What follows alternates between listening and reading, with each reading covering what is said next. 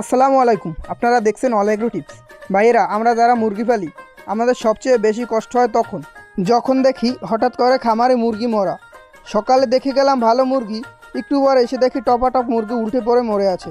তখন তো আমরা দিশেহারা হয়ে যাই। আজ আমি আপনাদের সাথে নিজের অভিজ্ঞতা থেকে বলবো, খামারে যদি মুরগি মরা শুরু হয় তবে হাত পা গুটিয়ে বসে না থেকে সাথে সাথে কি করবেন। প্রথম কাজ, মরা মুরগি নিয়ে। প্রথম কথা হলো, মরা মুরগি খামারের ভেতরে বা পাশে ফেলে রাখবেন না। একটা মরা মুরগি থেকে যে কতটা জীবাণু ছড়ায় তা আপনারা ধারণা করতে পারবেন না। ওই মরা মুরগি খামারে ফেলে রাখা মানে বাকি মুরগিকে দাওয়াত দিয়ে মারা। তাই কোনো মুরগি মারা গেলে সাথে সাথে দূরে কোথাও নিয়ে মাটিতে গর্ত করে পুঁতে ফেলুন। দ্বিতীয় কাজ হলো সাবধানতা। এই কথাটি কান খুলে মন দিয়ে শুনুন। খামারে রোগ আসলে হুটহাট কোনো মানুষের কথা শুনে কড়া অ্যান্টিবায়োটিক খাওয়াবেন না। এতে লাভের থেকে আপনার লস হবে বেশি। এই সময় খামারে বাহিরের লোক ঢুকতে দেবেন না, একদম বন্ধ করে দেবেন।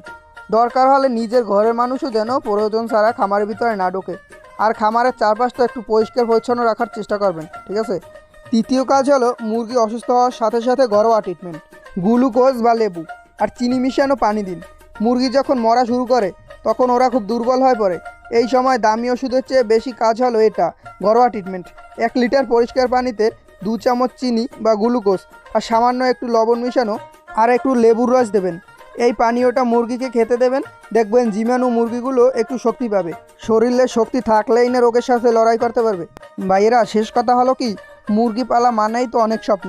সেই স্বপ্নের জন্য মরা মুরগির সাথে মাটি হয় না যায়। তাই একটু সচেতন হন, রোগ আসার আগেই ব্যবস্থা নেন। ভিডিওটি ভালো লাগলে লাইক করে দিন এবং চ্যানেলটি সাবস্ক্রাইব করে পাশে থাকেন। আপনাদের কোনো সমস্যা থাকলে কমেন্টে জানান, আমি উত্তর দেওয়ার চেষ্টা করব ইনশাল্লাহ। এতক্ষণ সাথে থাকার জন্য ধন্যবাদ। আসসালামু আলাইকুম। আপনার খামার সফল হোক।